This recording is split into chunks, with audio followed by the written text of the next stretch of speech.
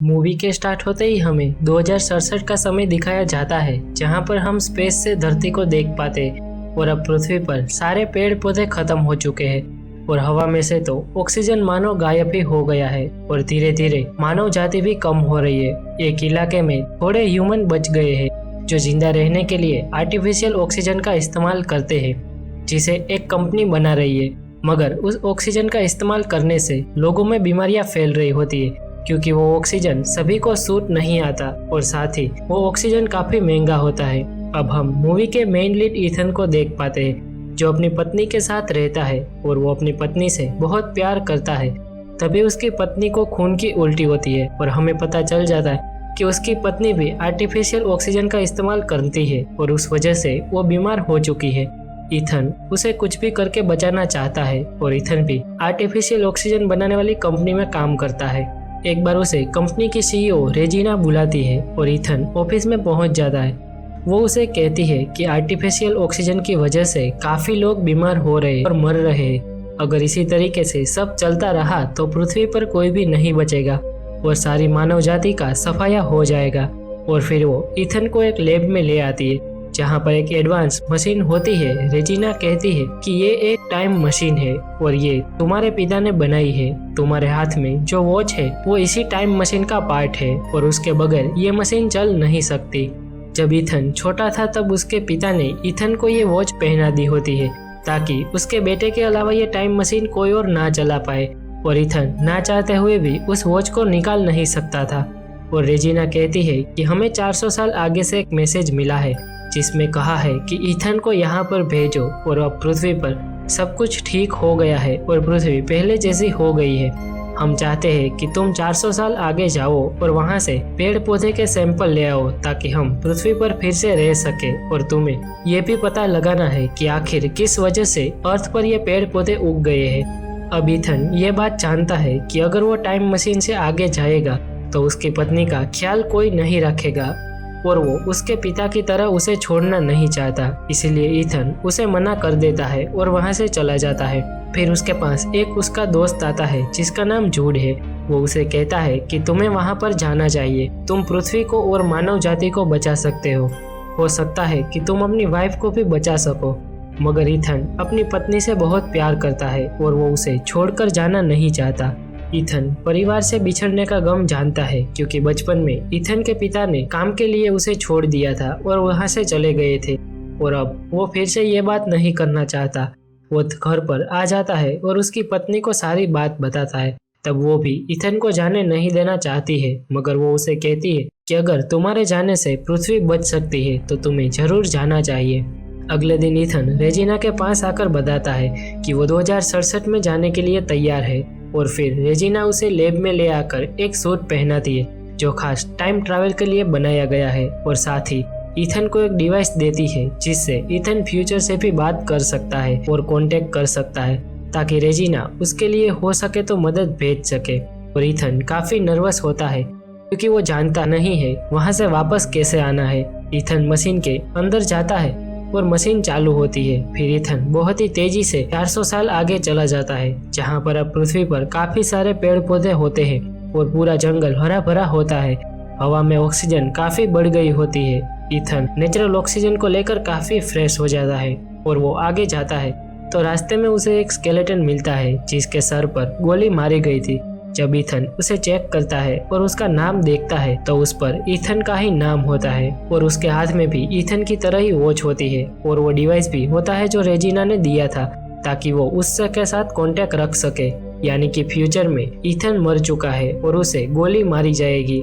Ethan अपने आप को मरा हुआ देखकर चौंक जाता है और काफी घबरा जाता है। अब थोड़ी देर में ही रात हो जाती है और ईथन को भूख लगती है, तो वो जंगल से कुछ बेरीज लाकर खा लेता है। मगर थोड़ी ही देर में वो बहुत ही बीमार पड़ जाता है, क्योंकि वो बेरीज जहरीली निकलती है और उसकी तबीयत बिगड़ने की वजह से 2067 में रेजिना को पता चल जाता है और वो मदद के लिए उसके फ्रेंड जूड को ही भेजती है।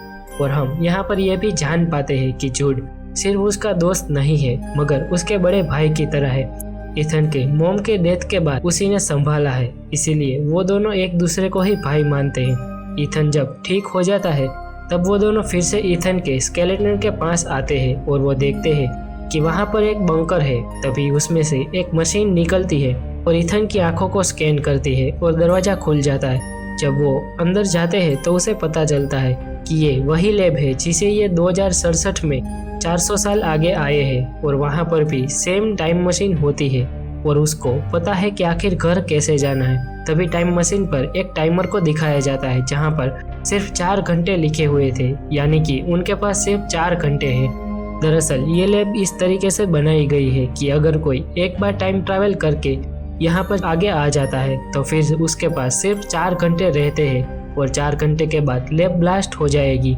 यानी कि ईथन और जूड को सिर्फ 4 घंटे में पेड़ पौधे के सैंपल 2067 में भेजना है, मगर जिस डिवाइस से सैंपल भेजना है वो मशीन खराब हो जाती है और उसे 4 घंटे में ये मशीन को ठीक करना होगा और घर जाना होगा।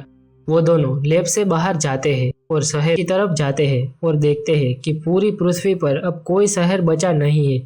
सारे शहर पर पेड़ पौधे उग गए हैं और सभी मानव जाति खत्म हो गई है और उसके बाद ही प्रकृति ने अपना खेल रचा है और सारे पेड़ पौधे उग गए हैं और साथ ही पृथ्वी पर से इंसानों को तो नामो निशान मिट चुका है। ईथन अपने घर पर आ जाता है मगर वो पूरी तरीके से टूट गया था। अब ईथन उसके पास रखे डिवाइस को ऑन करता है जो उसे स्केलेटन के पास मिला था और उसे पता चलता है कि उसे मारने वाला कोई और नहीं बल्कि उसका ही बड़ा भाई जूड है। और तभी वो वहां पर आ जाता है और ईथन पर गन रख देता है। ईथन उससे कहता है कि मैं उस मशीन को ठीक कर लूंगा और हम सैंपल भेज सकते हैं और हम भी घर जा सकते हैं। इस बात को जूड मान लेता है। वो दोनों लैब में आ जाते हैं और घड़ी को देखते हैं तो उसके पास सिर्फ 37 मिनट होते हैं और अगर वो इतने टाइम में यहाँ से नहीं निकल पाए लैब ब्लास्ट हो जाएगी और उस ब्लास्ट में ये दोनों भी मारे जाएंगे। अब जूड यहाँ से निकलने की कोशिश करता है क्योंकि उसे पता था कि इतने कम टाइम में वो डिवाइस को ठीक नहीं कर सकते, मगर वो बाहर जाने की कोशिश करे उससे पहले ईथन उसे एक कमरे में बंद कर देता है और फिर कंप्यूटर को चेक करने लगता है। तब उसके पिता का एक रिकॉर्डेड वीडियो उसे मिलता है और वो ऑन हो जाता है, जहाँ पर ईथन के पिता उसे कहते हैं कि मैं पूरी मानव जाति को बचाना चाहता था और मैंने एक टाइम मशीन भी बना ली थी, मगर रेजिना इस बात का गलत फायदा उठाना चाहती थी और पैसे कमाना चाहती थी, इसीलिए मैंने तुम्हारे यानी ईथन के हाथ पर वो डिवाइस डाल दिया ताकि वो तुम्हारे बिना टाइम मशीन को चला नहीं पाए। और जब रेजिना को इस बात का पता चल गया तो उसने जूड को अपने साथ मिला लिया और मुझे गोली मार दी। अब ईथन काफी बुरा फील करने लगता है क्योंकि वो मानता था कि उसके पिता एक बुरे आदमी है, मगर वो तो दुनिया को बचाने के लिए ये सब कर रहे थे और जूड भी बार बार उसके पिता के बारे में बुरा बोलता था, इसीलिए ईथन अपने पिता से नफरत करता था। मगर अब जब सब पता चल जाता है तो वो अपने पिता को एक हीरो मानने लगता है और वो डिसाइड करता है कि वो टाइम मशीन को पूरी तरीके से तोड़ देगा ताकि रेजिना इसका गलत इस्तेमाल ना कर सके। मगर जूड तभी उस कमरे से बाहर निकल जाता है और ईथन को पकड़ लेता है, मगर जब ईथन उस पर हमला नहीं करता तो जूड को बहुत ही गिल्ट फील होता है क्योंकि मनी मन वो भी ईथन को अपना छोटा भाई ही मानता था। ईथन को उसने बहुत ही टाइम पहले संभाला था और उसे बड़ा किया था। अब तभी वो इस बात का गिल्ट सहन नहीं कर पाता और वो खुद को गोली मार देता है क्योंकि उसे इसीलिए भेजा गया था कि जब ईथन मशीन को रिपेयर कर दे तो जूड उसे मार दे और रेजिना इसका खुल के इस्तेमाल कर सके। मगर जूड ने सुसाइड कर लिया है तो ईथन वो सैंपल की मशीन को ठीक कर लेता है और सारे सैंपल 2067 में भेज देता है और साथ ही एक मैसेज भी भेजता है जहां पर सबको पता चल जाता है कि कैसे रेजिना ने ईथन के पिता को मार डाला और साथ ही टाइम मशीन का भी गलत इस्तेमाल करना चाहती है।